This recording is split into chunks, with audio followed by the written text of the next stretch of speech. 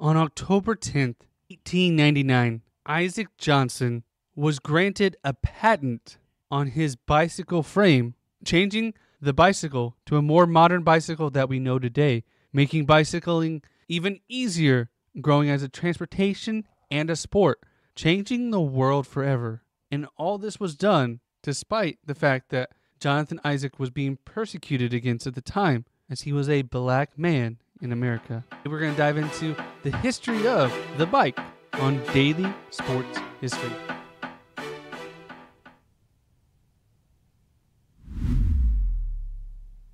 Welcome to Daily Sports History. I'm Ethan Reese, your guide as you daily learn more about sports history, increasing your sports knowledge.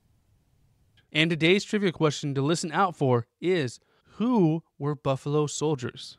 Now, we first talked about bicycles all the way back in our second episode, when in 1886, Thomas Stevens rode a bicycle across the world, and he had to do so on a penny-weather bicycle. Now, if you haven't listened to that episode, that's okay. Now, that bicycle is one of those old-school bicycles with the giant wheel in front and the little wheel in back, as that was the most popular bicycle at the time.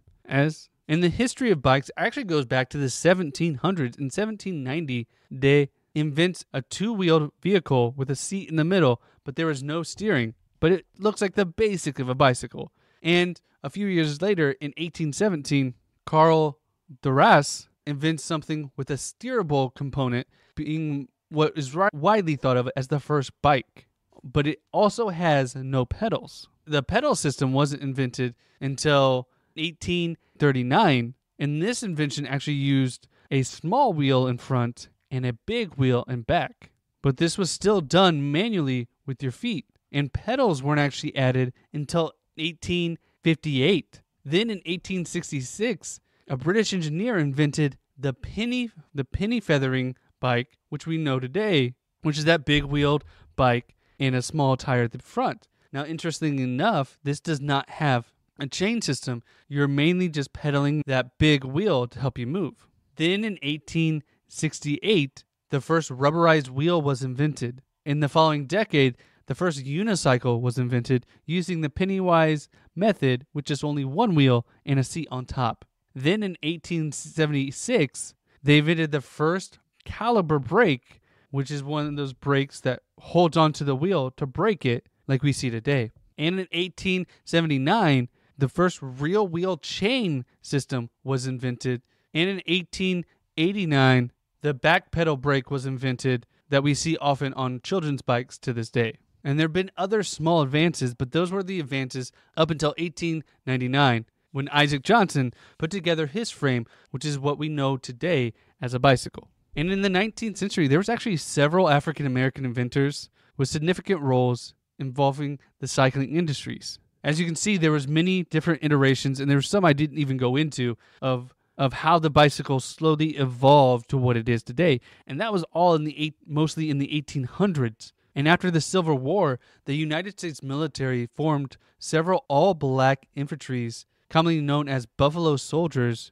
who would actually ride bicycles across the country instead of riding horses. And there was actually an all-black infantry known as the 25th Infantry Bicycle Corps that was tasked to ride from Montana to Missouri on a bicycle, which is 1,900 miles. And it took them 41 days, showing the human strength and resolve to get through these treacherous conditions, which included the Rocky Mountains. And there was zero road at the time. And these were not mountain bikes. These were just basic. And Isaac Johnson continued the African-American contribution to the bicycle when he patented the folding bicycle, which was the first to have the recognizable diamond or triangle-shaped frame that we have on our bicycles today, which has the bar that goes between your legs, connecting the front and to the back, and the two bars that go below, connecting to the pedals, which is what we commonly see today. Now, he had some additions to include folding because he grew up in New York, in the city, where you needed to be able to store a bike. And if you had one of those big penny feather bikes with a huge wheel, where were you going to put that? Even in a small apartment. You needed someplace to compactly put your bike. And that's why he created it out of necessity. And he really changed the game. And his version of the bicycle is basically what we have today, with a few minor tweaks and the folding part really not used. But there are folding bicycles today which are mainly used for the same reason, for small spaces and storage. So he really changed the game of bicycles, and we actually don't know very much more about him, as the only really documentation we have from him is what he put on his application for his patent. So he changed the game, and something we have all used our entire lives, but many of us never heard of him, and his recognition is very limited. And it goes to show you that even if you make a small contribution, you can change the world that you may not even know about. And over the next century or so, the bicycle hasn't changed very much, at least the bicycle frame. It's gotten better material and more aerodynamic. The gear system was invented to make it easier to ride for longer distances, and it's been more customizable, whether you're doing mountain biking, cycling for speed, or if you're just daily riding and you need a basket in front to get your daily groceries from the store. There have been so many iterations of the bicycle. It has become a sport where we try to check our speed and endurance, and also something that is thought of as a toy that kids get early in their lives to learn how to ride, and is used as a symbol of freedom.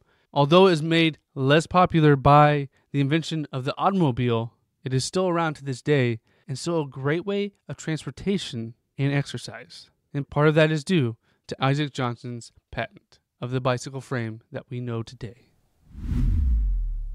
And if you want to learn more about getting into cycling, check out the Buzzalong Cycling Podcast, where host Sherry takes you through all you need to know about getting into cycling and ultra cycling so that you can have the best experiences and up your cycling game.